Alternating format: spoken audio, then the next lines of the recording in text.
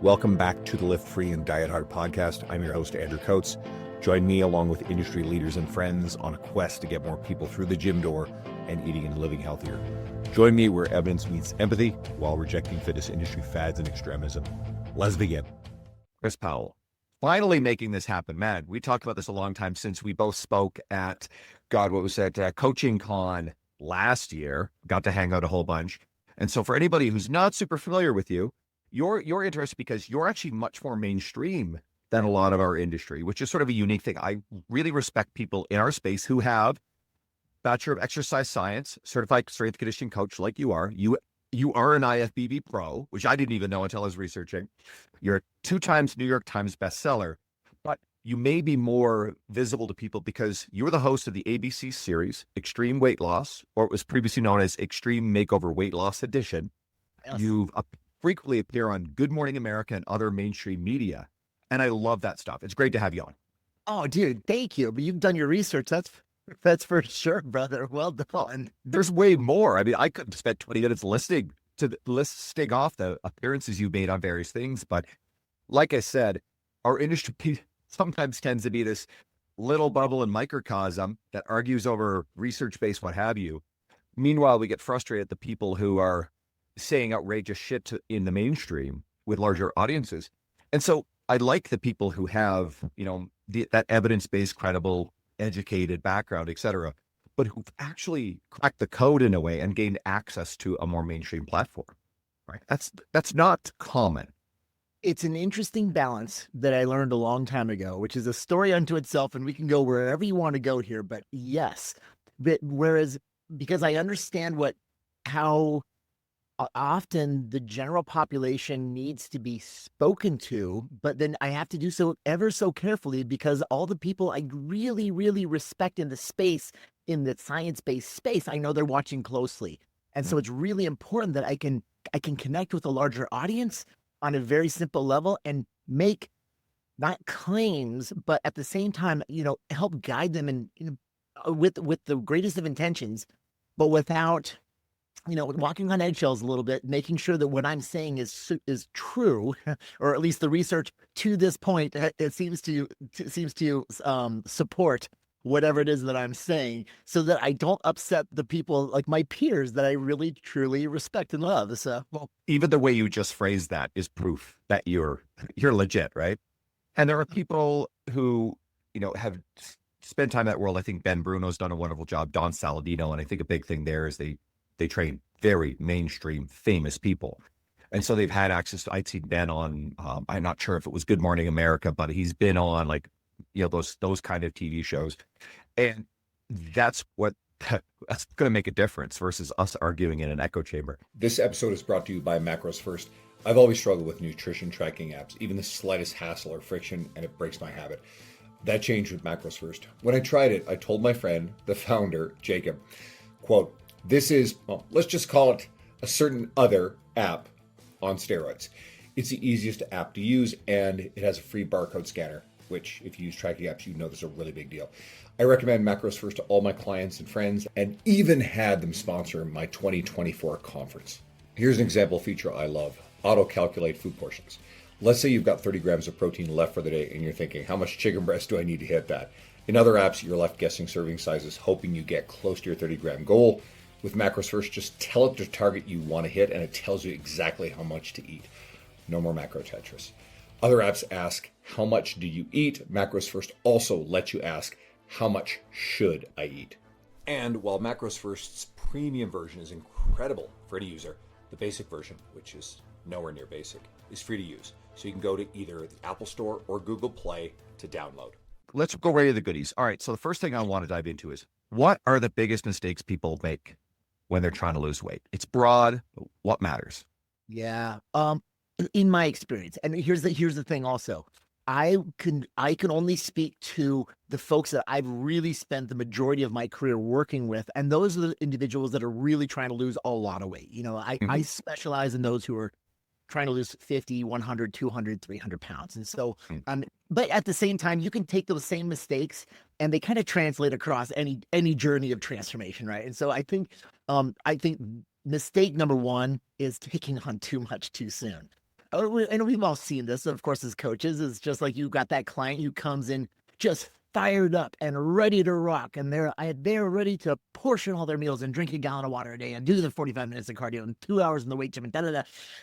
And you're like, whoa, whoa, whoa, whoa, whoa, whoa, hold on. This again, it's the whole marathon and sprint saying, slow down and let's just take one thing at a time. Because so I think maybe I'll take a step back and say my approach is to, number one, help people learn how to believe in themselves again, because most of the individuals who are coming to me for help, they have tried and failed and tried and failed and tried and failed. And what they haven't made the correlation between is the fact that most of them are coming to me in a very dark place because yes, they've tried and failed, but what they don't realize is that every single time that they tried, they would essentially make a commitment to themselves. So just like an unspoken contract where they're like, okay, diet's going to start Monday. Here we go. I'm going to do this.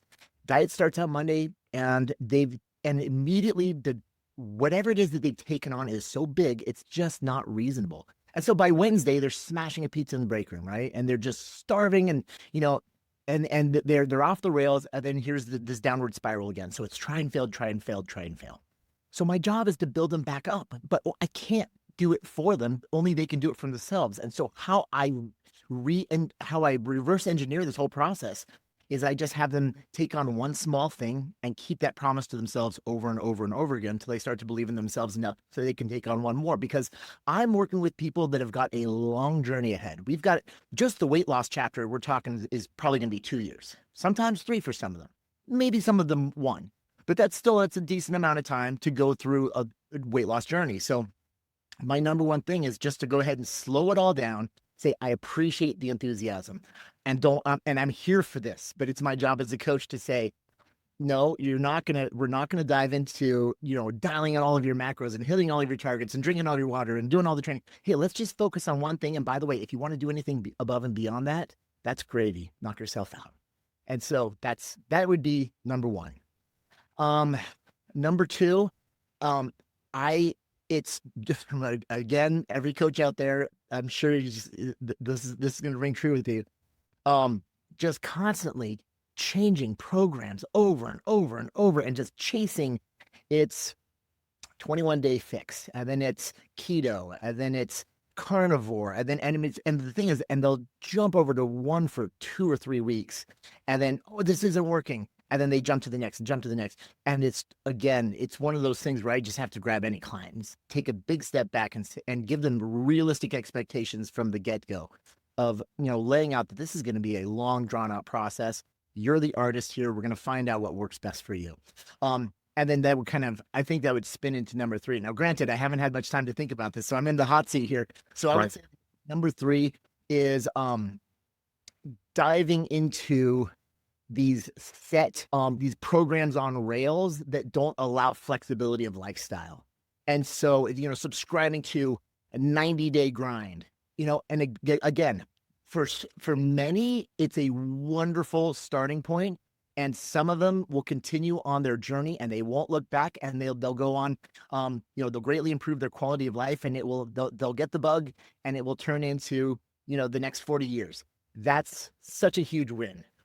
Unfortunately, the majority of people don't do that. They grind for 90 days. They'll subscribe to a specific program for those that aren't jumping around every 3 weeks. And then at the moment the 90 days are over, they're like, I just can't wait to go back to doing what I was doing before. Like, I just can't wait to smash a hamburger again. And because in those 90 days, they felt so much deprivation and restriction, they'll jump back. And then we're just right back to where we started. And of course, they're going to gain the weight back. And then here we go again. So those would be my 3. This episode is brought to you by KNKG, my favorite gym bag brand, and now my favorite backpack for travel. I used to travel like an amateur and check suitcase. This meant hassle checking in, waiting for luggage, and stress over whether my bag would make it to my destination with me. Even my roller carry-on didn't allow for versatility once I got to my destination. And I travel more than ever, and I need quality, durability, and convenience. And when I met up with friends at fitness conferences, I noticed many travel just with a backpack. So I started researching backpacks and brands, and I kept coming back to KNKG because I've had one of their duffel bags for years, so I bought their Edge backpack, and it goes everywhere with me. And my KNKG backpacks, plural, now I have two of them, the Edge and the Conquer backpack, double as perfect travel bags for a week of travel or everyday gym use. And I can save you 15% on yours. Go to www.knkg.com/Andrew59676. That's www.knkg.com/Andrew59676, or go to the link in the show notes. How many people that are coming to you have beliefs that are keeping them firmly in place where, I mean, you obviously talked about, getting them to believe in themselves, but how many of these people already have a firmly rooted belief in their identity that they can't? And then maybe the effort is some sort of lip service because there's the emotional discomfort of, well, I don't feel good in my body. They're experiencing metabolic health problems already, and they know they're supposed to change, but there's this discomfort about their state of being. And I believe that sometimes people look for the quick fix, the extreme thing, and it can sometimes be generating proof that they can't, which then alleviates the discomfort. Because, and I've said this numerous times, anybody's heard me, then you have these people in the industry who are kind of preaching this victim narrative and this enabling of, well, it's beyond your control, it's all these other circumstances, like, there's no point to you, and you're healthy just the way you are, when that person does not feel healthy physically or emotionally. But they've generated now proof by taking on a task, something that was way too hard, something they didn't know how to do. And then it's like, well, look, I'm not the kind of person who can do this. So their identity is still rooted. Do you think that's common? 1,000%. I think it's probably common. I mean, if I was to put a statistic on it, first of all, I can't put a statistic on it because of all my peers are listening, but I'll just say generally, I'll give you a range. Probably 90% of the individuals that I work with, they have, when a task seems hard, based on, yes, I think many of us, until we're truly mindful of ourselves, and by the way, I'm still working on this as well. I'm still trying to figure out who the freak I am and my own identity, because here's the thing. Once you realize that your identity is dynamic, well, it's like, well, who do you want to be right now? And which is this, or we can open up a whole new can of worms right now. But most of the people I come in, that I step into a relationship with as a coach, and I'm taking them through the journey of transformation, they come in with a very fixed mindset, or, a very static idea of who they are. And this is, I'm a Southern girl. I hate hiking. We don't eat, this kind of food. Or, people, they're constantly, they're constantly imprisoning themselves with this identity. And then, but often, and I think it's not quite the same subject, but to kind of tie something onto that, yes, they come in bound by identity. In fact, I just had a really big talk with my coaching group about this just last month. And it was really cool because it was fun to start to explore who we can be when we start to break down some of those walls and be whoever we want to be, like in the moment. And it's a really difficult thing. So I always tell them, look, it's not like you're just going to all of a sudden say, oh, I'm this person and snap your fingers, but you got to try it on for just a couple of seconds at a time. And most people, they try to get into the concept of it without even trying it on, of like, well, what if I am a Muay Thai fighter in training, even though I've only done a single class, and I'm, and I literally just hit the bag for 30 minutes, but what if I'm now a Muay Thai fighter in training? It's just like, it's interesting when you start to try that on. However, you talk about the concept of taking on tasks and almost predetermining what the outcome of that task is going to be. Because it's like, okay, fine, I'll take that on. And then I find that typically happens when ego is involved. And I'm not saying that it's a bad thing, because ego is a necessary thing for us to have and to be aware of course. But at the same time, to protect themselves from looking bad to themselves. I see you nodding. And so a lot of times it's when all of a sudden a task starts to get difficult, and in the past they've had lots of failures before, in order to save themselves from looking bad to themselves, they will intentionally fail, because the payoff in that is not the failure. The payoff is, I'm right. You're wrong. I'm right. And I told you I was going to fail because that's who I am. I told you it was too hard. I told you I couldn't do it. I told you I'm right, you're wrong. And then they'll go in their own way, protecting themselves, protecting their spirit from really feeling the pain of that defeat. Or because from feeling it's not the pain of the defeat, the pain of quitting, the pain of just stepping away from the whole thing and not giving their full effort because of fear.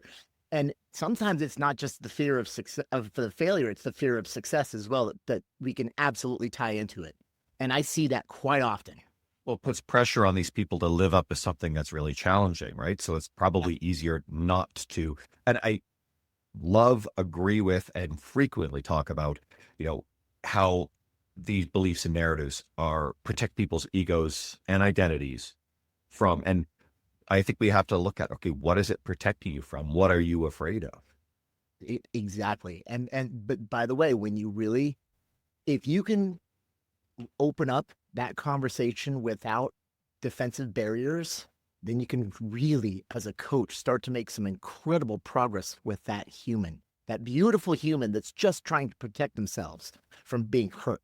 How do you make someone feel safe in that? Safe to explore this. Yes. Leading by example, and I'm sure you probably remember this, back in the day, the old textbooks, it's all about drawing the line between a trainer and a trainee, and a client. And then of course, your role as the coach and what you should share and what you shouldn't share. And I know I've blurred those lines from day one. And I've found that the best way for me to, right. And I know you have too.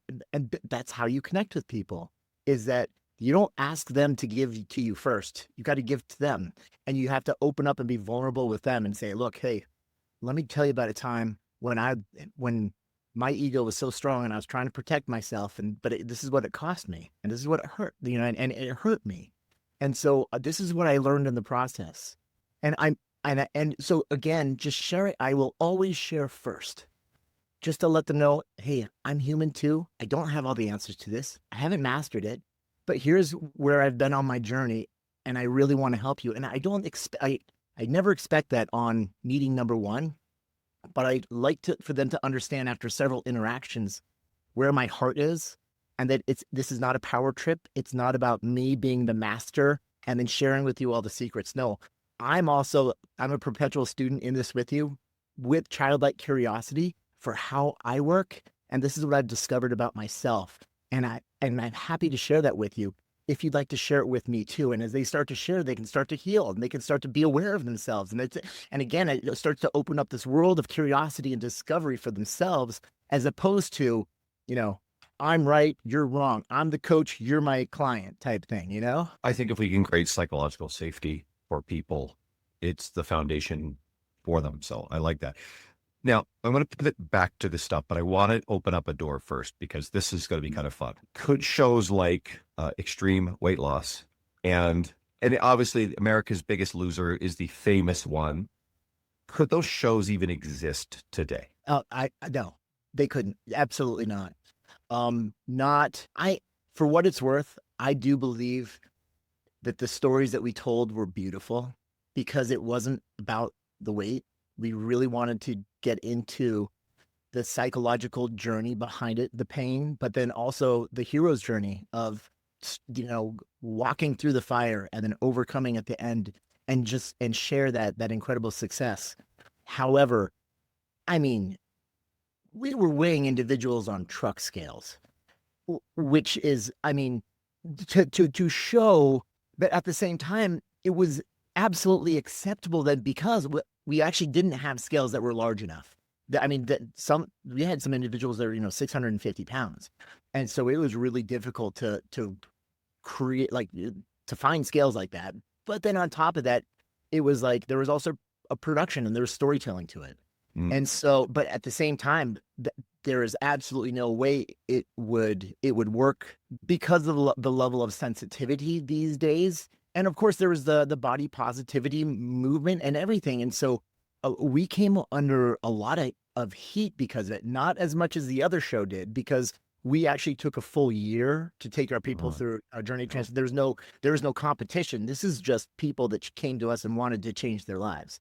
But nevertheless, just I think the way that the story was told, it was eye catching, and it was gripping for people to watch. But at the same time, I think it would just be considered too offensive for some people. But the interesting thing is, I'm not kidding you, for 5 years, I don't know if there was ever a negative comment from that I ever, and that's a big deal from anybody who watched the show. I got nothing but support and feedback from people around the world saying how they were so inspired. Because the thing is, I was not the hero of the story.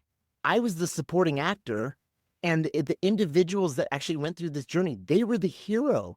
And it was all about their journey and showing humanity what we're capable of to go. Because really what you're looking at is not just someone who's steps on a scale at the beginning of the year, loses a lot of weight, steps on the scale at the end, and they're super happy. No, it's about someone who started in a really dark place, learned how to love themselves, believe in themselves, keep their promises to themselves, and overcome the one thing that they could never overcome before. So it was like they are the hero, and I was just there to support them. So that aspect of, even when it comes to storytelling, that's timeless. However, I do believe, just because of the sensitivity and the nature of what it was they were doing, there's no way it could survive today. In fact, I was told to my face by 7 different production companies, or I'd say 9 production networks, because I brought new concepts for shows to them. Even after Extreme ran its course, I brought new concepts to them, and they're like, no, we can't do transformation. Like, people want to see it, but we'll get smashed. We'll get torched for this. So I'm sorry, but now is not the time. And one network specifically said, I'm sorry, but transformation just isn't woke enough right now.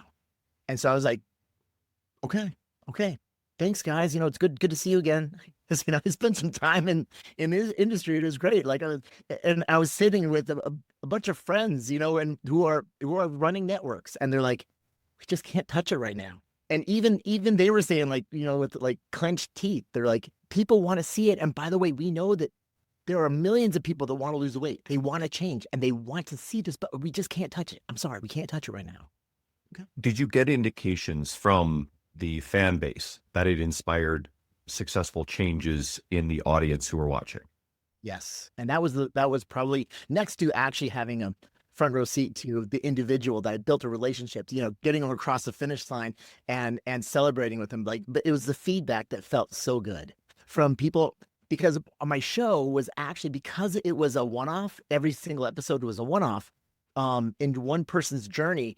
It was really easy for, Warner Brothers ended up buying the show, and they said they packaged it and they sold it around the world because they could sell one-off shows. And so they sold it to 148 countries. And so literally just fans from around the world who, watched it in Mongolian, or watched me speaking Spanish in Peru. Like, so it was, they dubbed it in all the multiple languages and just sold it everywhere. And it was really cool to get that feedback just from around the world of people changing their lives because they were inspired by the heroes on my show that I got to coach through the journey. I hope you're getting residuals from that. Don't answer that question. I'm just going to give you a hand sign right now. Let me show you. Anybody watching the video, so you could kind of get the, shit. Okay, so that, now, 148 countries. That prefaces the next question. All right, so what conditions and behaviors were necessary for the people to keep the weight off that they lost? Like, for the show, but like for anybody. Right. And by the way, we can absolutely go here. There is a significant number of individuals that finished the show and they gained the weight back. Or they gained a lot of weight back, and then they caught themselves, and then they found a happy place where they were able to maintain. But nevertheless, there were a handful. I mean, I would say 50% gained all the way back, which statistically is way better than what we see floating around anyway. Like, people spout these other statistics like over 90%, and I think they pulled those out of thin air, or I think they're very overweighted by the number of people who, like, the sheer number of people who take the various different, like, extreme diet yo-yo type stuff, lose the weight, gain it back, etc., without the support. but I don't think that's evidence that it can't be done. I've heard it being used that way, and I think that's a very malicious and false sort of narrative, because I think hidden within the vast majority of those people, there's still a lot of people who have made meaningful lifestyle change, successfully kept the weight off, improved their metabolic health. So what conditions do we need to do that? To do that, here's what I've observed, because I don't know, but here's what I've observed from the individuals who I've helped who have lost the weight and then kept it off. Number one is, I'm going to go back to my talk about keeping their promises to themselves, understanding the power of their own personal integrity, and then actually keeping their commitments reasonable, and not trying to, because what happens, it's almost like once they find like a set place where they're comfortable, the moment they start to make these overblown commitments and thinking they're going to start achieving something faster or bigger, that's when these oscillations start to happen, and they start to make drastic, they start to deprive more, restrict more, and whatever that might be. So I've actually seen better results, believe it or not, in individuals who have lost all the weight, and then they started to gain it back, and then they got really scared because they started to gain it back so fast, and then they caught themselves, and there was that awareness. Because they also had the ability to look in the future and say, if I keep doing what I'm doing, this will be my inevitable future. And some didn't do that. They didn't look ahead to the future, and they just went right back to a lot of their old habits and patterns. And then they ended up gaining all the way back. So that was big. This could be a really tough one, especially if anyone's listening who's actually on the journey of transformation. But those that actually that I've seen have long-term success, they made some sort of drastic life change where it was they changed their environment, they changed their job. The ones who have actually went on to get certified as trainers and pay it forward, those are the ones that tend to keep it off. I mean, granted, that's a massive move for a lot of people, but that's actually where I've seen some incredible. Literally 10 minutes before we jumped on here, I was on with my buddy from season 4, and he's a coach up in St. George, Utah right now. He's helping people through the journey of transformation. So it's like, here we go. And then my director of sales and operations and my executive director of my nonprofit, she's from season 5 of my show. And she lost the weight. Rachel from season 5, she lost the weight. But in the process of losing weight, she was also a closet alcoholic. She came to terms with her alcoholism, went through the 12-step program, gained the weight back when she gave up alcohol, because she gave up food and alcohol took its place. She gave up alcohol, food took its place. She gained the weight back, had this massive realization. She moved from California to Arizona, got back, and she said, you know what? I'm just going to start this one thing at a time, one promise at a time. And now she's lost all the weight again. And, she was 365 pounds when she came back out here to Arizona, and now she's 185 pounds and living her best life. She does CrossFit every single day. Absolutely loving it. So, sorry, I digressed. No, this is great. Fire away. Okay.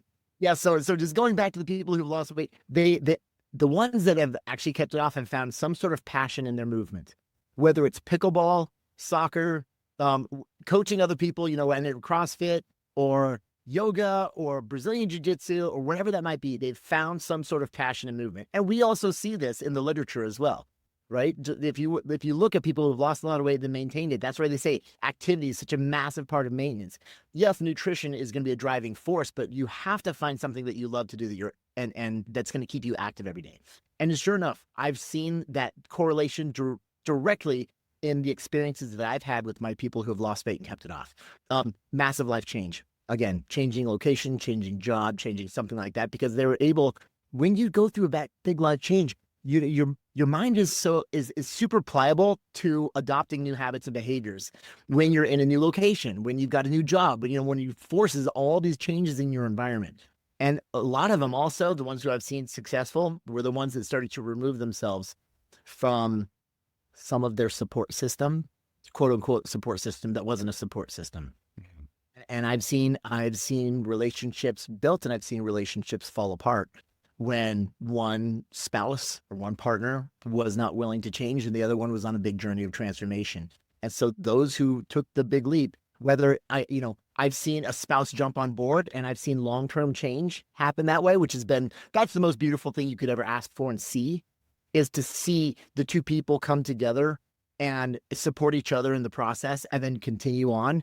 And then I've seen relationships fall apart because one wasn't willing to change, and they were almost essentially sabotaging the other because out of their own insecurities and fears. So I went all over the place. But there's a mountain of very real stuff there. I mean, I kept thinking about how it's the same thing when it comes to addiction, right? I mean, and yes, there's a lot of debate about the nature of like food addiction versus, alcohol or drugs or what have you. But I mean, one of the most important factors is changing your environment, changing the environmental triggers, and changing the relationships, the people you're around, who's enabling, who is benefiting from these problem behaviors. Complex stuff, but this is also really powerful. If the challenge is, and you alluded to this, is not everybody has the opportunity or the means to be able to change their environment. Right. So, but then if you cannot change your environment, sometimes your long-term transformation lies on the other end of some very difficult conversations to be had with the people that are closest to you. Which by the way, that is probably one of the hardest parts of transformation, is not just the work that you're doing on yourself, but really the work that you're doing with the people around you as well, who support you or don't support you. So I'm rereading the book Crucial Conversations. Luca posted it on his media. So Luca was at Coaching Con with us as well. You met him. Yes, and of course. It was a reminder, and it's just such a good book. So I'm like, shit, it's been a long time. I need that one back in my brain forefront. And anybody who's dealing with this stuff right now, holy shit, great book, especially if you have to have those tough conversations in a relationship. Right. Oh, absolutely. Now I'm unfamiliar with the book, so you're gonna have to say, yeah, exactly. All right. It's a classic. It's good. Like it's one of the coaching fundamentals. Like it's up there with motivational interviewing and a few other things like that. It's not the same thing, but they're valuable. Send them my way. I'll share with my peeps for sure. Promise I will. They're going to be like, what? You've never read this book? They're going to laugh at you, but it's fair. Are there, I mean, we are talking about working with populations with significant weight loss, and you've also emphasized the fact that it's not necessarily rapid, but are there risks involved with, anybody, whatever the pace, losing an extreme amount of weight? And I guess there's obviously certain overwhelming benefits as well, but what are the risks? Well, I think we can absolutely go here because this is kind of front and center even in the media now, but muscle loss. Okay. Yeah, for sure. Muscle loss. I mean, because the thing is, if you're losing weight that fast, you talk to anyone who has a basic understanding of physiology, but it's you can only lose fat so fast. And if you go beyond, a certain range, then the majority of that loss is going to be from muscle tissue. And so that's probably one of the biggest things that we're risking. And that's also where you kind of really have to pull the reins back on some individuals, especially now, especially today, because I would say half of my clients are actually using GLP-1 receptor agonists right now it's a semaglutide tirzepatide. And so they don't have an appetite. Yeah, and by the way, I talk to almost any coach nowadays, and they're like, yeah, man, I would say 30-40% of my clientele, they're using GLP-1s. And so it's this is a huge risk. And it was even back then. And I remember even having this conversation with my people in 2010, 2011, worried about muscle loss in the process. Just because, yes, you are going to take a hit to your metabolic rate. And I know we can also go into the statistics and say, well, a pound of muscle only burns, another 7 calories a day. Yeah, but put that muscle into motion. Just like you do. We're not talking BMR. I'm talking TDEE, right? So it's like, yeah, you got an extra pound of muscle, but yeah, move that muscle. It's not like that muscle's just sitting there all day. No, put that muscle on a step mill and move that muscle. It's going to be a lot more than 7 calories, right? So it's like, yeah, we don't want to lose that muscle, that precious metabolic engine. And so that would be number one, for all the right reasons, of course, especially now that they're looking into, you see all the positive benefits of muscle for longevity. So I'm preaching to the choir here when it comes to your audience. So for everybody listening, if this is you're finding this episode through Chris, I actually had not too long ago, a friend of mine named Dr. Crystal Guevara, and she is a physician, and we did an episode on GLP-1 agonists, and she's just brilliant with this stuff. And I'm also going to be recording an episode with Dr. Spencer Nadolsky, who is probably one of the most prominent obesity physicians we've got in the industry. So I've got some deeper episode resources. So the Spencer one will probably be released after this one, but the Crystal one is already there. If you guys are interested, message me. I will hit you up. But please go on.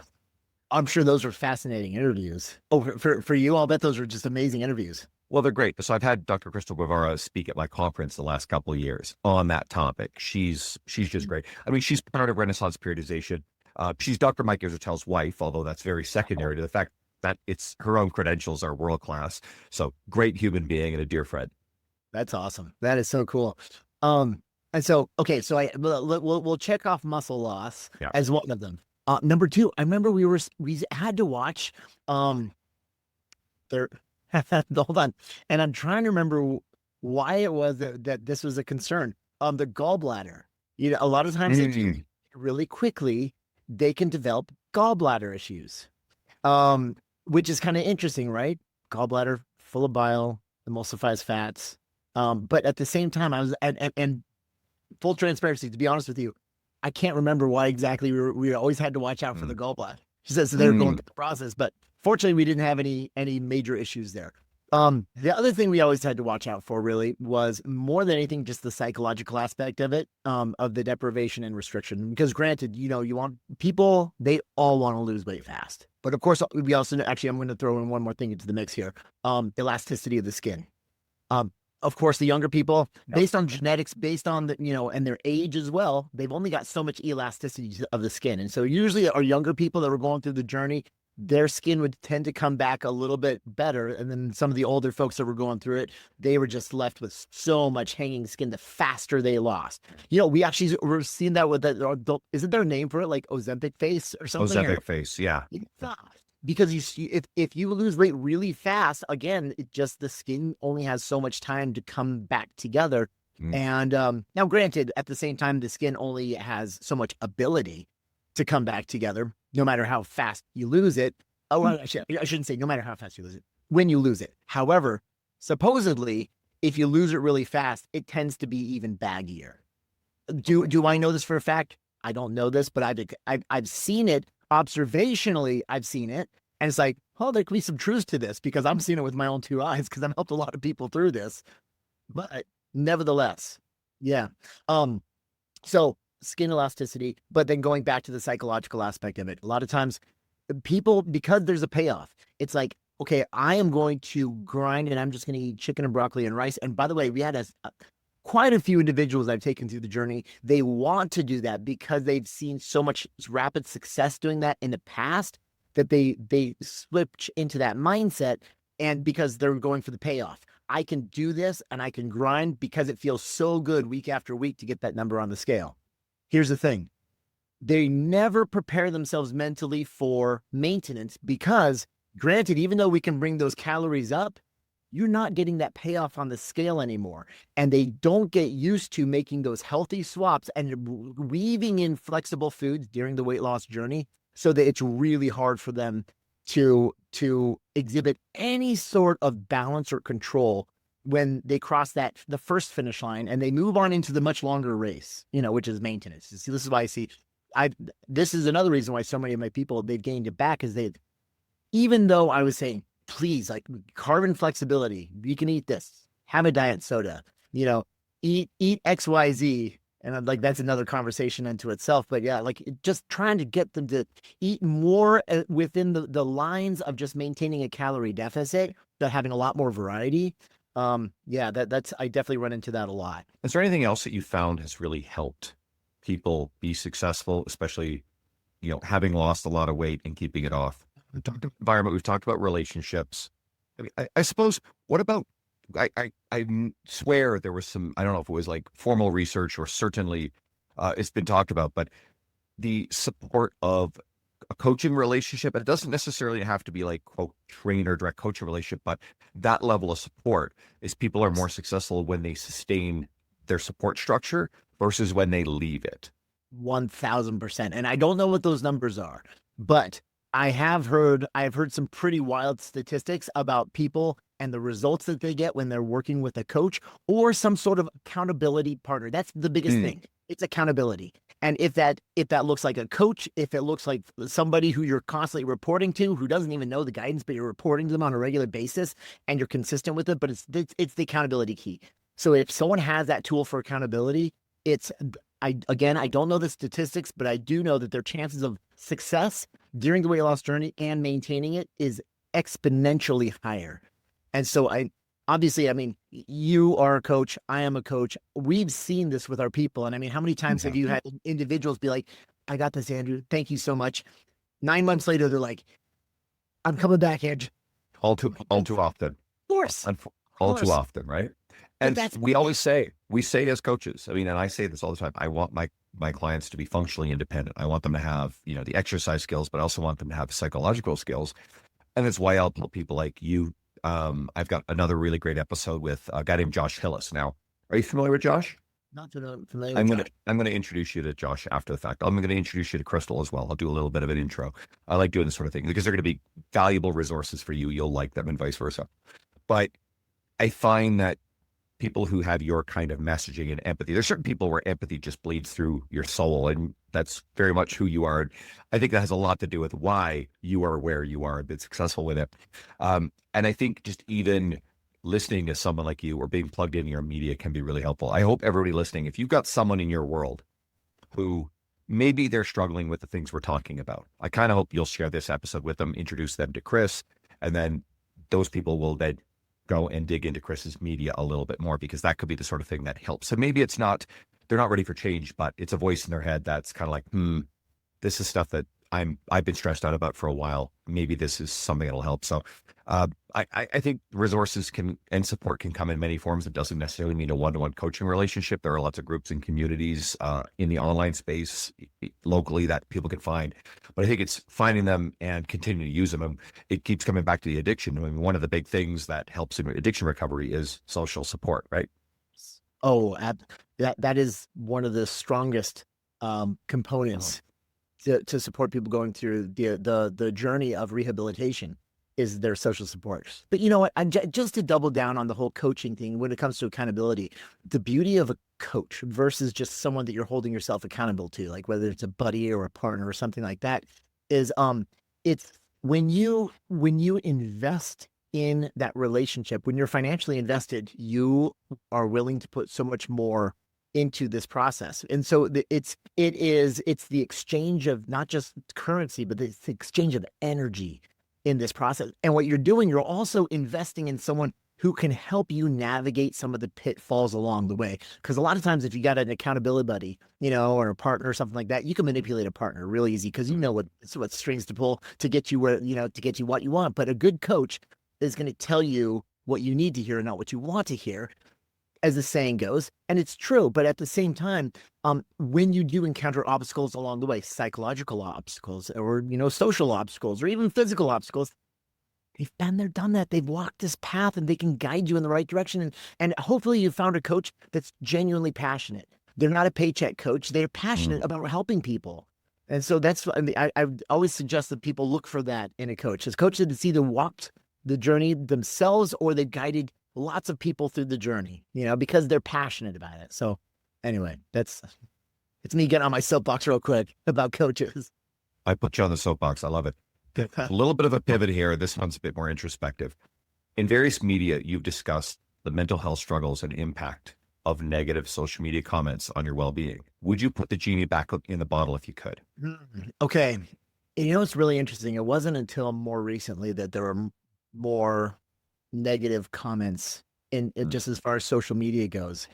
So put the genie back in the bottle, meaning that I would have. Well, would you and give up the fame and the attention from the show and the appearances on other social media?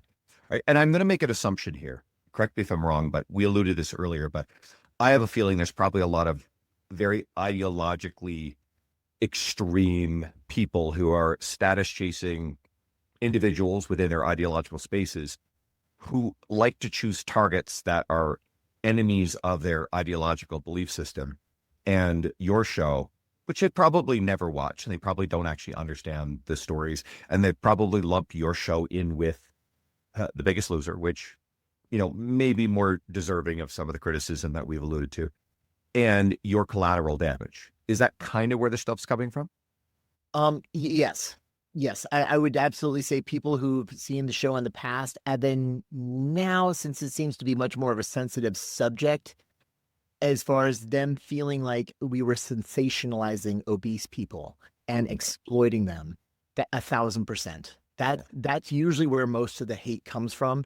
And I wish they could speak with the individuals that I was working with, the 76 beautiful humans that I helped through the journey who have become, well, clearly some of my closest friends. Like I said 10 minutes before I jumped on with you, I'm talking with one of my coaches from season 4. We're talking 2013. And so we've been buddies for 12 years. And then my head of operations at my company, she's from season 5. Like, these are my friends that you're talking about. You're upset about me weighing in, like, one of my best friends, his scale, in Santa Monica. It's like, okay, hold on. Why don't you have a conversation with my best friend and actually just see how that, see where that goes. But at the same time, And to my go ahead. point is, I don't think these people actually know what went on. They're using your thing as a narrative to advance their own agenda, which I see a lot of in our industry. 1,000%. And going back to asking if I would put the genie in the bottle, absolutely not. In my own reflection and soul searching, what really drives me is wanting to be a contribution to the world. And the platform that I was given was a blessing.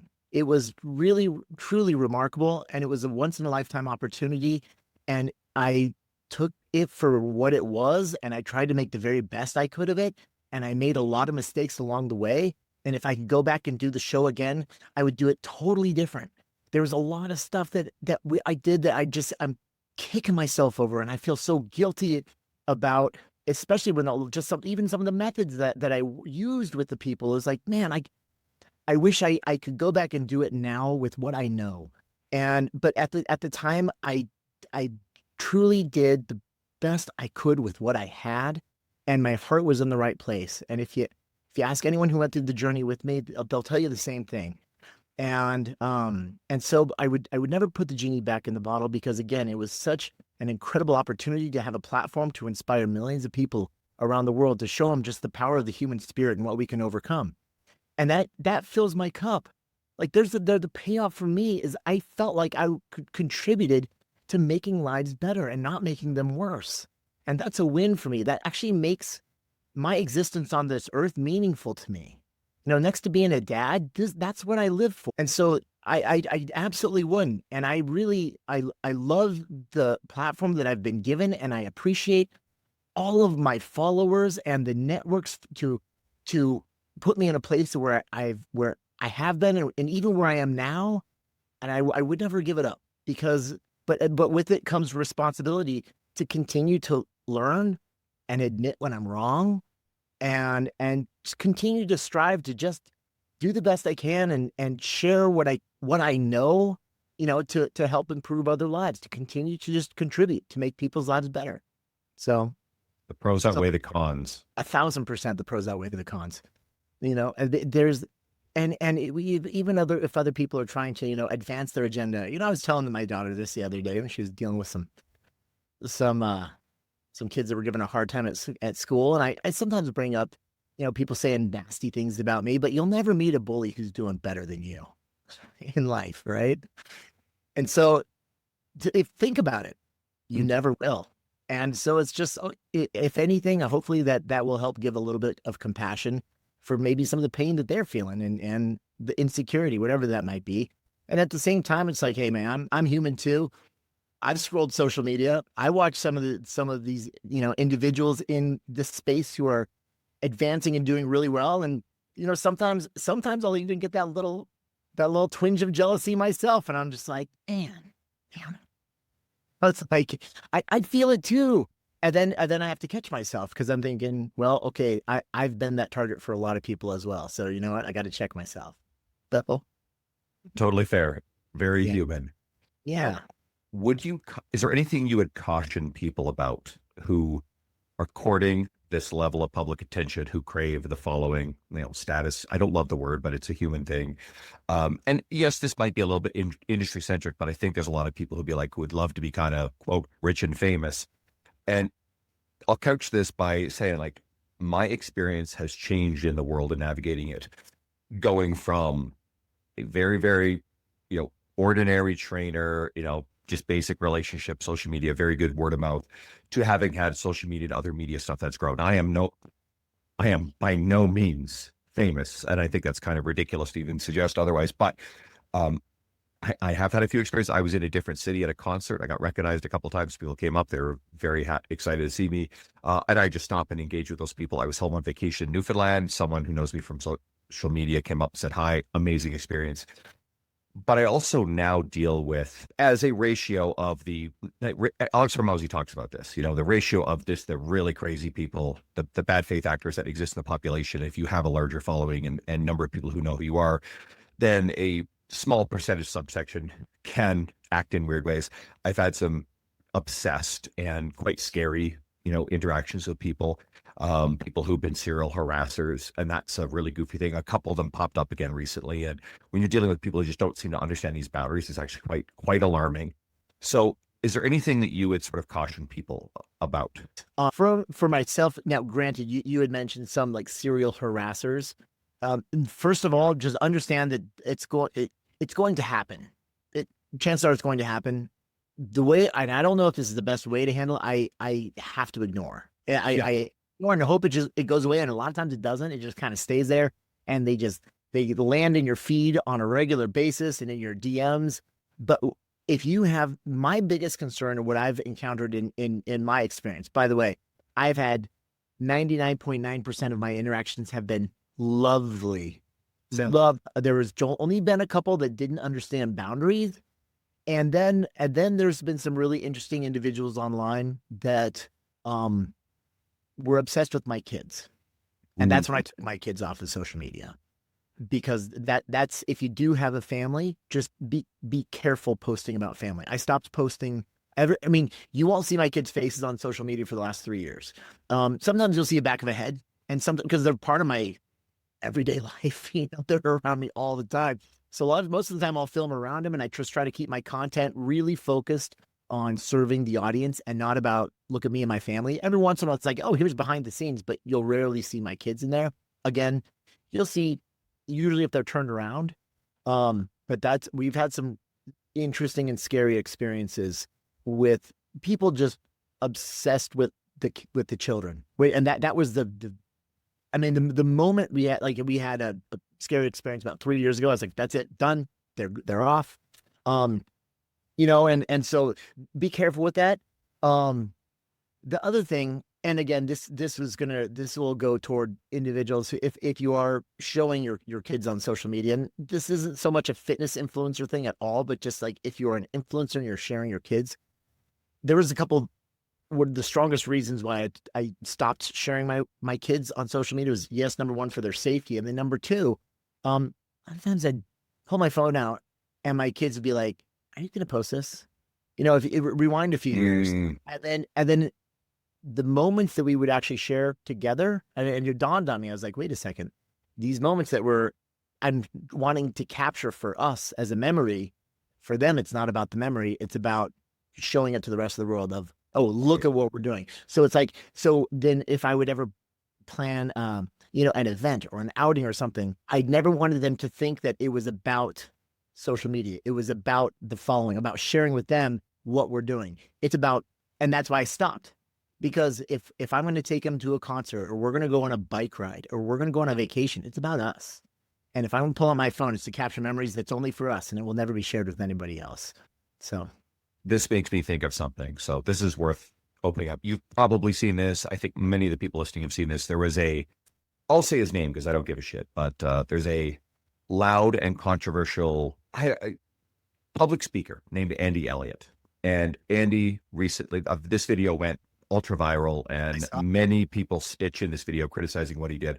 But he brought his two girls, I think they were like preteens, up on stage, tells a little story about how they're being normal kids and he wanted them to get like ripped 6-pack abs. These are fucking preteen girls. and pulls them up on stage in front of an audience is almost entirely men and gets them to show off their abs. And you could tell the kids are a little uncomfortable. Apparently, like one guy is like tries to pull one of the girls' shirts up just even a little bit more. And then there's the whole thing about like rewarding them with a shopping trip for whatever. And he claims like this is fitness. And of course, the internet, the fitness community just ripped him apart. Now, I don't participate in, take down video-based stitch stuff. I just can't do it. Lots of people I know did it very tactfully, but I cannot imagine and the act of resharing it still contributes to the fact that more people are seeing these poor young girls and the relationship they're developing with their bodies and nutrition and approval and their value in society. That's some complex shit. But also the fact that these girls have gone like mega viral through no fault of their own because their fathers, and I will outright say it, lack of integrity. And he's got a dubious reputation in other fronts as well. I'm not going to get into specifics because I don't know everything, but let's just say that talk is one thing, and then there's, reality is another. Anybody wants to go do the deep dive. But that's probably the most egregious example I can think of that's adjacent to our world of, putting your kids on media. And then, of course, it just blew up. Oh, yeah. Well, when I first saw that video, I saw it a day after it was posted. And the first thing that crossed my mind is I've spent 20 years working with those girls. Fast forward 20 years. That I can't tell you how many of the individuals I worked with, the amazing humans who were struggling at 300, 400, 500 pounds, who spoke about their parents putting them on diets and forcing them into, to exercise and do this for payoffs, for whatever it was. I mean, there was, you name it, there was all kinds of payoffs. I mean, there were threats, there were payoffs, there was everything. But most of the folks I've worked with, they had not experienced just like that, but they had similar. I mean, there was just such a similar pattern. And I saw that and I just went, oh no. That was literally my reaction when I saw it. I went, oh no. Because I've heard that I've seen and heard that same story over and over and over and over and over again. And I can't speak for Andy. Don't know what he was thinking at the time. I don't know if I hope he had good intentions behind it, but at the same time, I think he really needs to talk with the child psychologist to help kind of guide some of his parenting decisions if this is the way he operates. Because man, let me tell you, just having worked, side by side with psychologists on my show who were helping people through this trauma that happened when they were 9 and 11, with the exact same kind of experience, I just went, oh my gosh, this is a textbook shit show, is what it is. I hope I don't mind if I could say shit on here. Swear as much as you like. Okay. Yes. That ship has sailed a long time ago. Yeah. Okay. All right. Good. So yeah, that was really something. And I really hope those, but here's the unfortunate thing, and you said it, that video has gone viral. And now I can't imagine the pressure that those girls might be feeling because of the comments that I'm sure all of their peers and everyone, I'm sure they're probably within a certain bubble, but nevertheless, there's going to be all kinds of pressure on them now. And that is going to cause, I can't say it will, but it could likely cause some major psychological damage and pressure, because what happens if they end up gaining a little bit of weight and losing their six-pack now? Because those were the girls that were actually shown on video saying they got to have a six-pack, and they're, at 9 and 11, they're forced into it. So what happens if they start to gain a little weight? What kind of internal conversations and dialogues are they going to have with themselves? What kind of pressure are they going to feel? Not just from their parents, but now from all of society. Because now that they are those girls, as much as people are trying to come in and save them and help them and saying, yeah, you can't do this. It's out there. I mean, the feathers in the wind, man. What do you do? I don't have the answer. And I'm hopeful that, I hope a lot of people see that and kind of think about, all right, well, and you've straight up alluded to this. What are the conversations we're having with, I don't have kids, so I can't speak as a parent. What are the conversations we're having with kids about their relationship with their bodies and nutrition? What are the conversations you're having with yourself and your behaviors that the kids are observing and hearing, that they are learning and modifying, taking on? And I like thinking of, I work with so many clients where, and mom, and it's not to vilify mom as a concept, but literally mom used language about her own body image, her value, as a person in her leanness, her value in being attractive to a partner. And sometimes that messaging was like said to the kids, the daughters. And that shit does tremendous damage. And I like to highlight to people, it's a starting point. These are artifacts of someone else's belief system. These don't belong to you. And it's not as simple as discarding them and saying, oh, this is not mine anymore. I have clients who work with therapy to work through these kind of things, but this shit's damaging. But if you could at least open the door to say, this is some sort of cultural belief, this is some sort of like parental belief, you don't have to hold on to it. It doesn't belong to you. And I like the word artifact because it kind of puts it in a little bit of a box that you can separate yourself from. And at least you can start there. And if you're ready to kind of move away from that belief system, but I mean, you take, an adult who's in their 40s or 50s, who's been indoctrinated in this belief system and carried it with them. It's not easy to let go of that. Right. No, it certainly isn't. Absolutely. And of course, the majority of my clients are between 40 and 55. And we deal with that a lot. I like your use of artifact as well, because it separates it from you. It's not part of you. And it's like, and it takes it out. And so it's something that you can name. And then, as the saying goes, if you can name it, you can tame it. And so you can see it and you can observe it outside of you, and then you can do something about it. But again, it's like, it's not as simple as like, oh, just, let it go. No, it's going to take some work. It's going to take some work because, it's been a part of the identity for so long. And so it's going to take some time to be able to just pull it out. And again, and you're going to have to practice that over and over. It's not like it just happens. You have to practice it. Chris, you're going to be coming back in the future as a guest. This was sensational. These are exactly the kind of episodes that I want to create for everybody. So I'll say it again.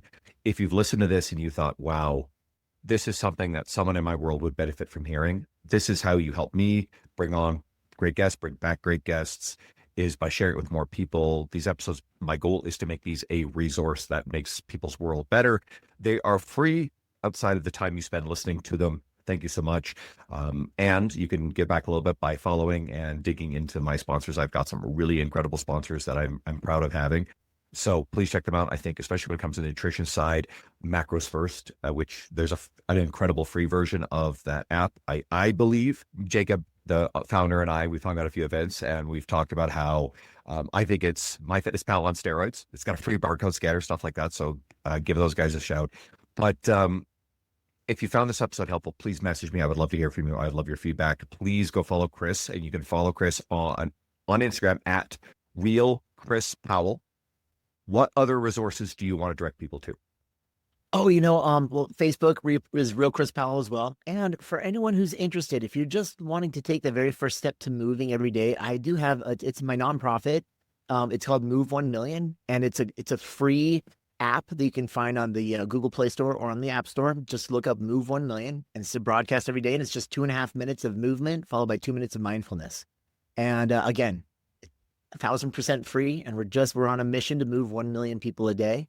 And it's a beautiful way to start your day with just some very light stretching and movement. It's done to the same music every day, but it's a new broadcast every day. And so it's a really easy routine to memorize, and that's the point. And it's biomechanically sound. It takes the body through its full range of motion in 2.5 minutes. And so if anyone wants to just start off, Move 1 Million. It's totally free. I love it. I really hope we get to hang out at a future event. It was an honor to speak, alongside of you at one. And thanks for taking the time to come on here. Everybody listening, go follow Chris, please. If you're here at the end, you hung out because you know how good this was. Thank you, guys. I appreciate you. And stay tuned. I got more coming.